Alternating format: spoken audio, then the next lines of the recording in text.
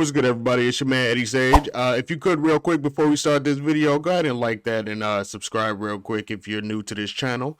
Real quick, I want to say thank you to everybody that helped me go viral last week. I had a little video clip that went viral off of this interview with Cam Newton and Lady London. And I for sure wanted to react to this for you guys. This shit was hilarious to me based off the trailer. I love a quick-witted person. I'm quick-witted myself. They call us assholes. Haha. Cha-cha-cha-cha. Let's go ahead and watch this, man, because I need a laugh today. Today has been kind of stressful, so don't even ask about it. Let's just have fun with this, all right? I said, what's good, what's popping? What's good, what's popping? Okay, I said, well, I'm catching major vibes. The energy is immaculate, as you would expect. Here with another episode of Funky Friday, ladies and gentlemen, and I promise, I really do promise to get good content for the masses, but most of all, I promise to always keep it funky. Like, all right, you know how you go into it with your homie and you got to tell him, yo, don't do too much before we get in here? I feel like as a homie, you got to constantly tell Cam not to do too much with Shorty because this is a different type of Shorty and he don't know that yet. But I guess he going into it like it's the same old, and he running about, he about to run the same game that he usually do. So we about to see what happens. SAT word, look it up. Stop the cap. Yes, but I said all that to say, the individual that I'm talking to, you may have heard of her through music, but she's a very educated woman, might I add. This person is a rapper, a Howard University alum. Should I say HU? You know, like my...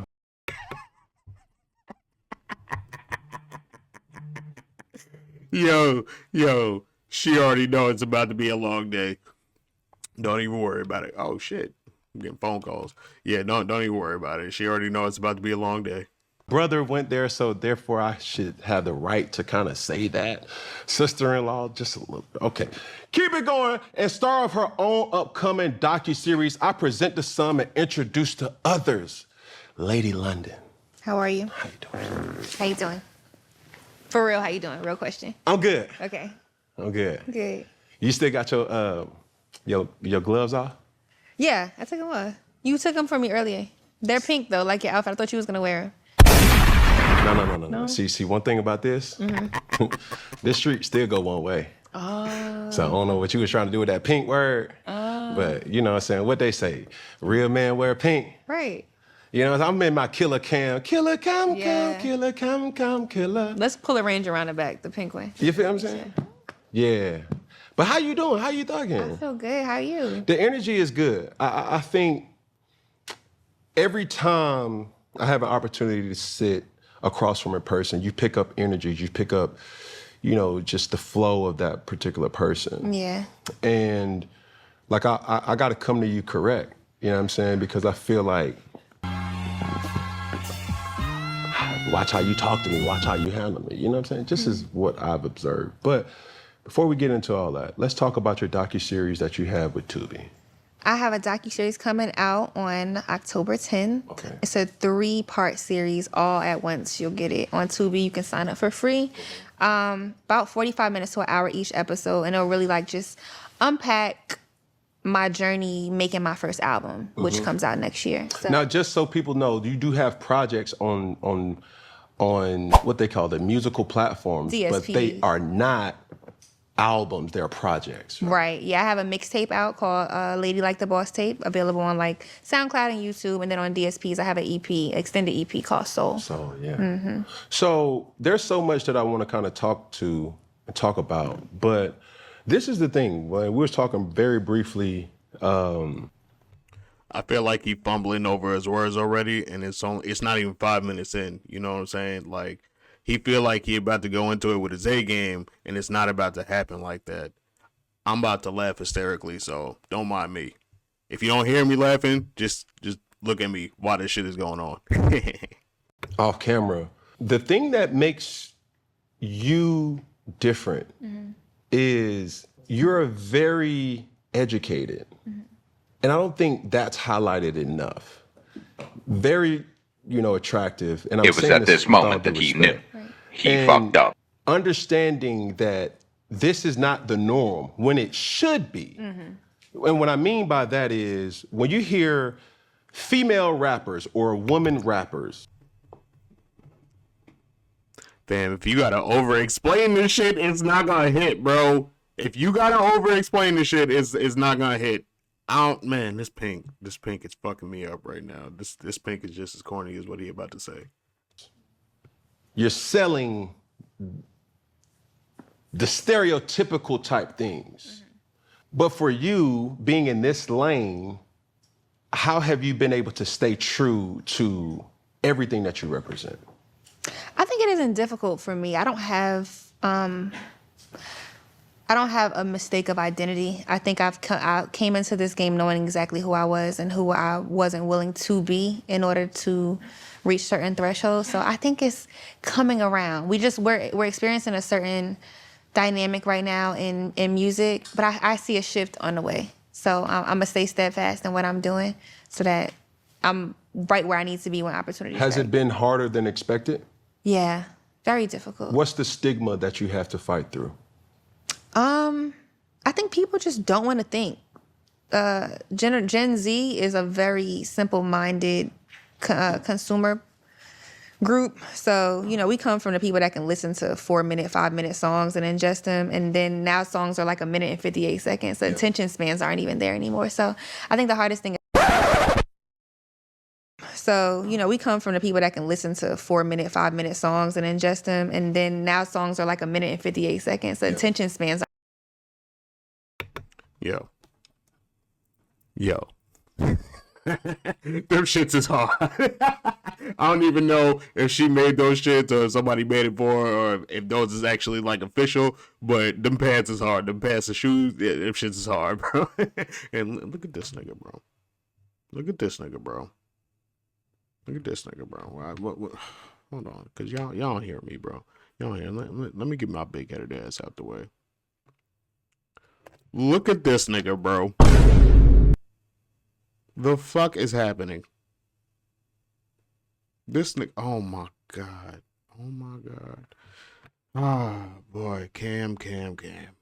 Even there anymore. So I think the hardest thing is trying to get into the new generation and like penetrate their cerebrals and get them to kind of think bigger. Do you feel like your skill is overlooked or not even mentioned? I think it's overlooked by the mainstream consumers for sure. But I think it's mentioned. It's mentioned amongst like niche groups. But I think it could be bigger. Yeah. That's a fact, man. Hey, Lady London came on the Joe Budden podcast. I ain't gonna hold you. That was the first time I heard of her. That was some years ago. And then she put out a song with Sue Surf. It's like a back and forth of like some toxic love shit. You realer than I thought you were. Low smitten, but of course you were. Thought you was a villain, but this kitten like a sorcerer. It's magical. Boy, I got that shit in the playlist to this day. That shit hit like a motherfucker. I said, this lady ain't one to fuck with, boy. I'm sorry, fanning out. Back to it. Yeah. There have been very impactful figures in this culture in music that have voiced and said that you are the most slept on. Yeah. Right? How and what needs to be needed for you to get the respect that you deserve? Resource. Comes down to nothing but that. Wow. I don't think talent or work ethic can rival money being put behind it and machines actually working at the same time. So if I had a machine working in tandem with me to make sure that I got maximum exposure, I think I would be exactly where my counterparts are, exactly where my peers are, maybe even further. The thing that's happening now is they're recreating the same artist over and over again because they see that it worked before. So if they are willing to take Can you give an example? Lil Uzi, Tekashi. They tried to have a bunch of Young Thugs. They tried to have a bunch of Futures. Yeah, these niggas is just a bunch of copycats. Everybody in the drill scene, they a bunch of copycats. Every Lil so-and-so's, every YN so-and-so, just copycats. That's all they doing. Just copy-paste shit. Same beat, same lyrics, same flow. Nothing changed. Different face. Sometimes. If that. So for the people who are not hip to this young lady right here, like, obviously preparing for this show, I had to look and I had to, kind of see what people see in you. From what you call it, the Lady Lundays, to going on other platforms and freestyling, it really make me question like, yo, are these really freestyles or are these really songs? Because so much, it's like I can close my eyes and there's not a lot of people that can do that, right? Like you can close your eyes and you can see a There's not a lot of people that can close their eyes. You know what I'm saying? You know, just to close your eyes to go to sleep. You know, when you blink, sometimes when you gotta wipe your eye, sometimes when something's too funny, like their eyes don't close. You know what I'm saying? picture being painted by the words that are being said. And that's what I appreciate. In this climate, as you said, with Gen Z, some millennials too, we have this swipe up brain. It's like, okay, you got 5 seconds, if that, to get to your point and to make an impact. While you're creating and knowing that, has that altered how you create music? And have you even thought about creating a viral song on your upcoming project? You know what's crazy is I feel like I have tried, not in my upcoming project, but in the past I've tried to like cater to a certain algorithm, but every time I've fallen short. But I find that the things, and I've been viral over 50 times, which is a beautiful thing for me. Subtle flex. But calm. Yeah. But the beauty in it is that I never tried. In any of those times that it went viral was my most organic, most just being me moments. And I just don't know how to translate that into commercial success. So that's been my, I guess, give and take there. Yeah. Now, for the people who may not know you and they see this and they hear you have a 3-part Tubi series that's coming out, what is multiple things, but what one did you want to showcase in this piece? What should the fans look forward to who have already been fans? And how can you create a newness in the community that you want to kind of pander to? I think for those who know me, it'll just be an introspective look into my actual day-to-day life, which I don't share much of. So it'll be cool to kind of like feel like you're in the house with me as I'm getting ready for this event or that event, or the nuances that go into making an album and how difficult and complex it may be. For those who don't know me, I think it'll be cool to kind of see my journey and like what I'm actually experiencing in real time. And then some people will not be interested at all. I mean, I watched a documentary so many times, I don't want to see it anymore. So, I mean, I don't know how people would take it. Yeah. Some might be interested, some might not be. Are you sensitive? Extreme. I'm a Cancer. I'm extremely sensitive. What that mean? Well, we can get into it later. What are you? What's your sign? I'm a god. Boy. Look, nah, facts. Man, shut your... Bam. Dog.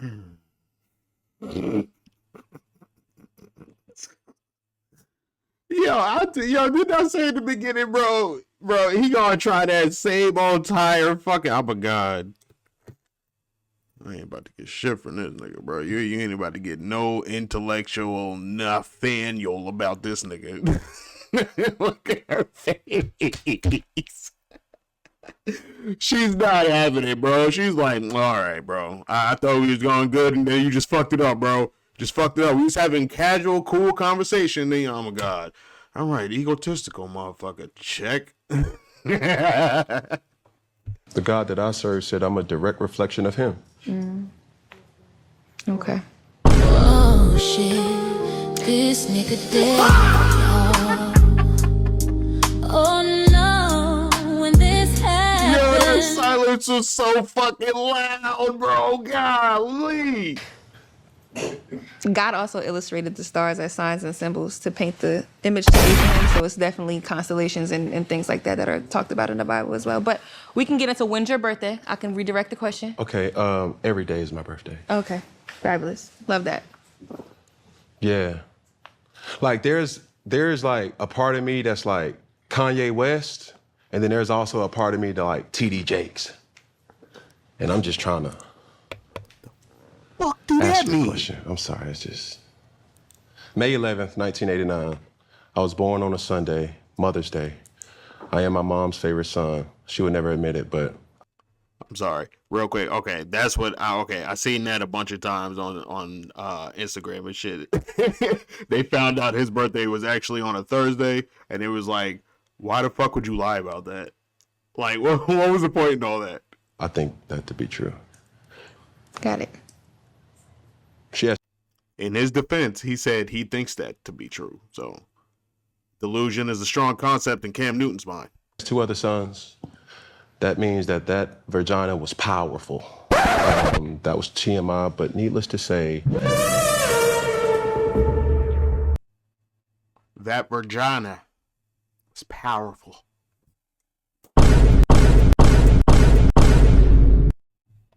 I'm here today. Grew up in a very loving household. That words and that expression that I use will have gotten me slapped because I grew up in the church. So yeah, that. Let's talk.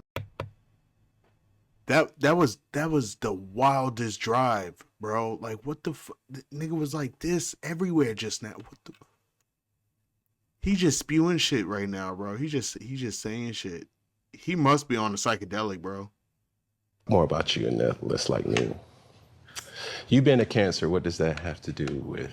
We have characteristics of being, I think, one in any zodiac description, I think it governs your temperament, not so much other characteristics of you. So the reason why I say I'm a Cancer and I'm sensitive is because it's associated with emotional or having an emotional capacity that's like overbearing, but I think I'm more sensitive than emotional.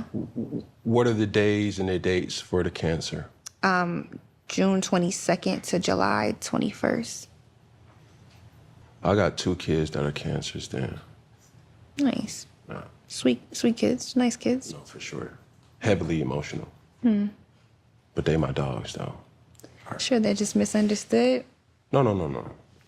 Let's say that. How have you used that as a superpower for you, though? I think it comes with a give and take. There's definitely like a keenness to it, to my sensitivity that's overly observant, that can see character for what it is at first sight, and it works out. That's what you can do. Absolutely. Great. Hey, shout out to my pops. I was raised by a Cancer, and I guess he gave me that skill to overly observe everything and everyone at every given second of the day. I notice shit that people would be like, damn, you saw that? I'm like, yeah, like the whole shit. They be like, damn, what the fuck? I'm like, my bad, bro. I ain't know I wasn't supposed to know. Like, you just did it out in the open. Or I just be knowing shit, man. I be knowing shit about people. I'm not really wrong about judgment. I like to pride myself on that. But yeah, man. Shout out to my pop. So, what does your intuition say about me on first sight? That's for me. You're fucking full of yourself, nigga. You're fucking full of yourself. By a long shot, my boy. Like, there's Batman, and then there's you. You fucking full of yourself, my nigga. Me to disclose afterwards, but I'm still learning. So Say that you're still processing. absolutely, System processing. for sure. That's cool. Would you say that freestyling is a lost art? Yes, Why? And where did it die? I think it died with the requirement to actually know how to rap in order to make records. I think we used to have an appreciation for lyricism, and I think that's the core of freestyling as it is. And to be clear, I think people also misdefine what freestyling is, because people are like, oh man, that wasn't a freestyle, that was a written. The thing about it is freestyling was never meant to be off the top of the head. Freestyle means that you can talk about as many topics as you want under a blanket. It doesn't mean it wasn't pre-written or whatever. It just means it accompanies an entire broad spectrum of topics. So that's what freestyling is, whereas songs are more tailored to a specific A topic. Right.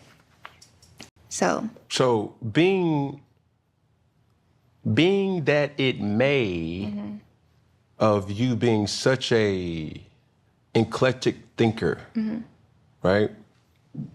Who are you fans of? Like you even breaking down freestyling was like, oh, dang, you may be right. I just thought it was like, yo, no pad, no pencils, just go. nah. But with your richness of expression, do you hold that contempt to people you listen to? No, I don't. Not everybody's strong point is that. but there are people that is. So some inspirations that you asked for me, I love dating all the way back to Slick Rick. His ability to paint vivid imagery with his storytelling was way ahead of his time. So I would say Slick Rick, Big Daddy Kane, and his just smoothness and his ability to connect in a relatable level. He was arguably like the Drake of his time and able to in the connectivity way. Jay-Z, Big L, Jadakiss, Lauryn Hill, Aaliyah, Quincy Jones, Whitney Houston, Michael Jackson, Janet Jackson. I love how clear-minded she is. Like, she just like most of the time when you ask somebody, "Yo, who's your top 5 favorite artists?" They be like, what you mean favorite artist?" Well, right off the top, she just know. She just know hella people she vibe with, she loves, she pay attention to, she studied, she listened to a lot, like a lot. Like, she probably know the words to every single song. That's fire. Slick Rick is highly, in today's era, highly underrated. One of the godfathers of this shit. From the UK to New York, all the way with the eye patch. There's a long story with that one, but I ain't about to tell you.